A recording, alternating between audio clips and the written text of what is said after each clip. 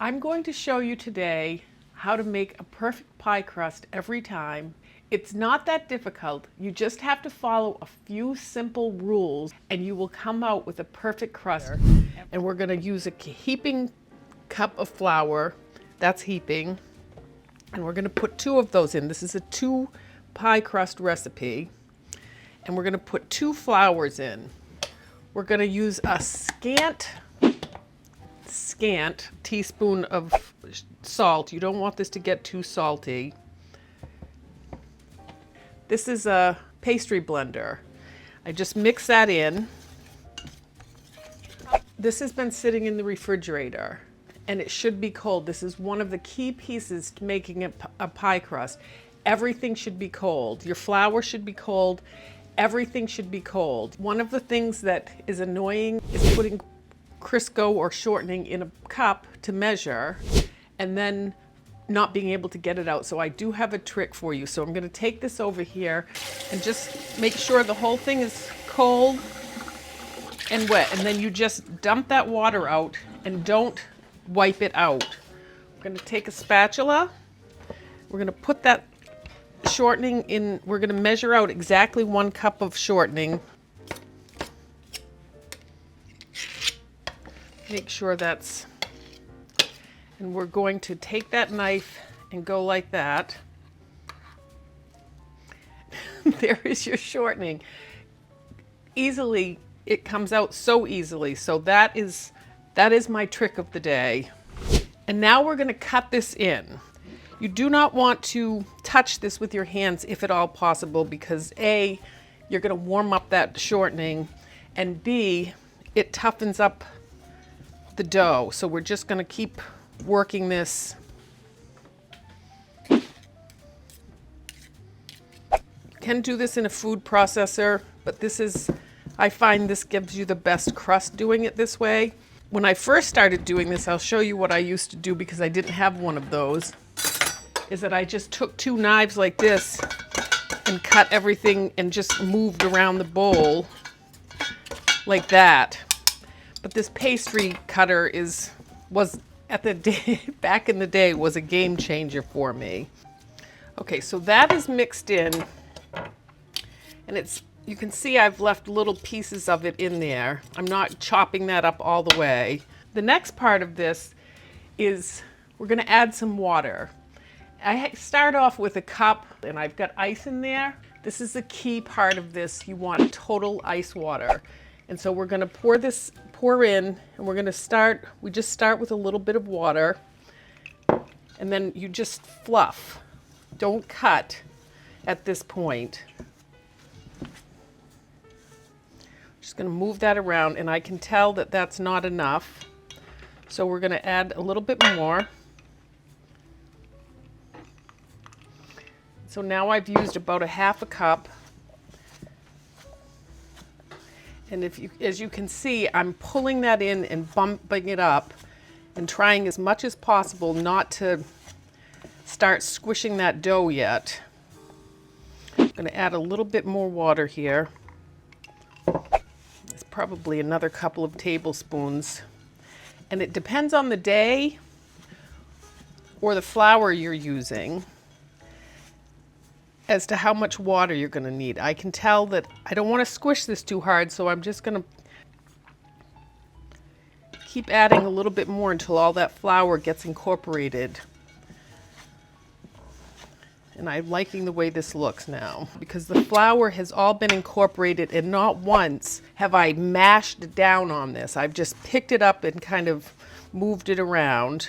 Got a little bit more underneath there, but we're just trying to moisten up that dough. Okay, so that looks good enough for me at the moment. And touching your dough should make you cringe. Okay, so I've used probably 3/4 of a cup of water today, ice cold water. So now I'm gonna get the silicone mat, put a little bit of flour down on this. You can use parchment paper, you can use this just keeps it from sticking a little bit easier. And these you can buy on Amazon. They're not that expensive, but it really does help. So now I'm just going to gently push this together, and then I'm going to put this on the counter here and just gently split this into 2 equal pieces. And that's all I want to touch that. You just, touching this should make you go, oh, I can't touch this. Okay. All right, so now I'm going to get some saran wrap. I'm going to get 2 pieces, and we're going to wrap each one of these up individually. I've left this one a little bit bigger than the other one. This one's a bottom crust. If you're using, if you're going to make a pie with the top crust, you need a little bit more on the bottom because it sinks down into the middle of that plate. So this one is just a tad bigger. And these are going to go into the refrigerator for approximately, I would say, 15 minutes so that they get extremely cold. We'll be back. Subscribe.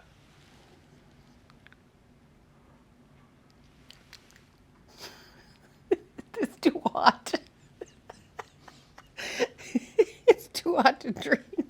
Okay, so I just took this out of the fridge and I've put it on the mat. The mat is still floured. And I'm just going to carefully shape this into a semicircle. And those cracks and everything will disappear as we move along. So I'm going to flour my rolling pin. Just keep that out of the way so it doesn't get too much flour on the dough. I'm just lightly, very lightly pushing down on this. You can keep this going around in a circle. I'm putting pressure on the side that I'm rolling on. I'm pushing this so that it makes a circle as much as possible. And I just make sure that those cracks and everything just get worked in. Just keep going around in a circle. Spread this out.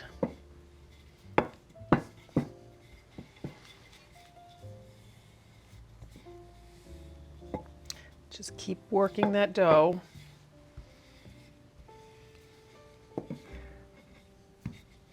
And if it starts to stick like that, just get a little bit more flour on your rolling pin. And the more comfortable you get with the pie dough, the faster this goes. But it doesn't matter how long it takes to do this. Just get it into a circle as best you can. So what you want this pie dough, the size of this pie dough, you want it to be about 1 inch over the edge of the pie crust. So we're just about there. I'm going to make this just a tad bigger. This should be the perfect size. The recipe that I've used here will cover this pie up to probably, this is a 9-inch, probably up to a 10-inch pie, and the thickness of it is perfect.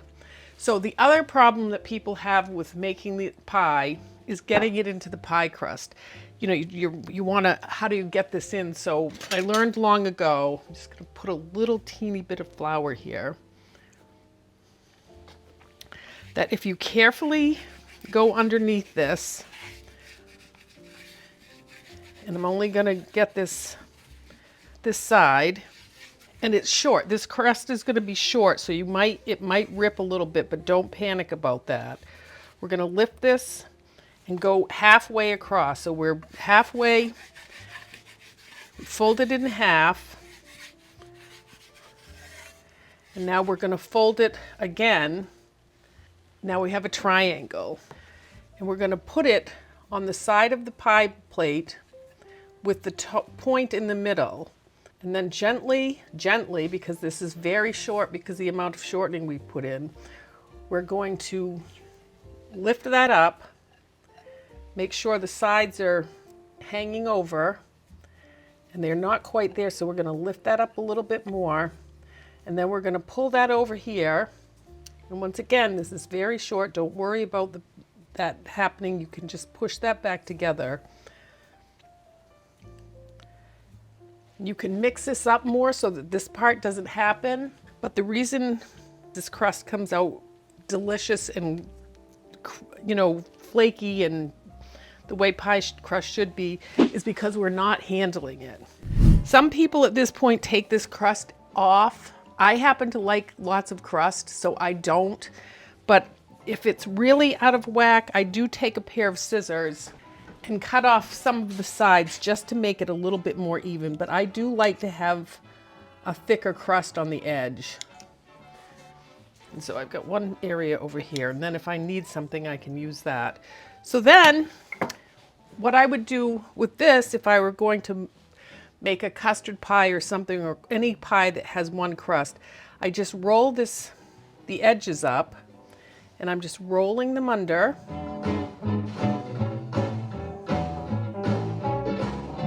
Just lightly, once again, I am not squishing this. I am gently rubbing, rolling those up. And when you pick up the pie crust, use the edges.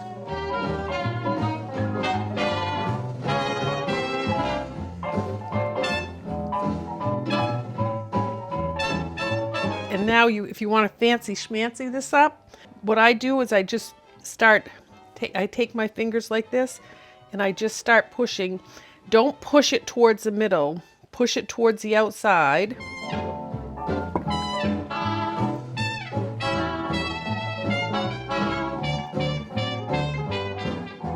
Have something that looks a little funky, just play with it a little bit.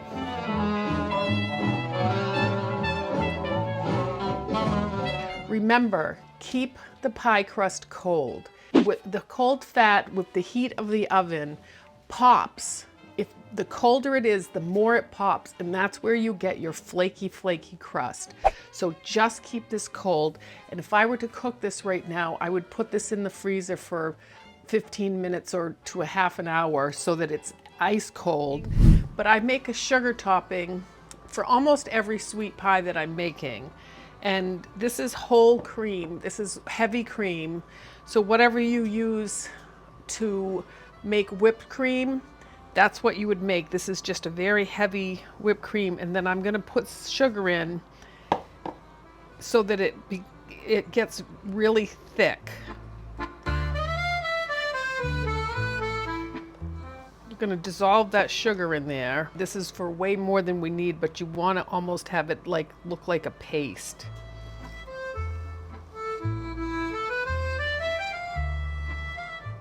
So I don't want that to be too wet on top of the dough. And this will keep in the refrigerator for a while after you make it. And that's perfect. It's just kind of thick and it's dissolved the sugar. You just stir it up and it's just what you want. You don't want to put something too wet. This is the sugar and cream, and I'm just going to put this on the top so that the crust gets kind of crunchy here.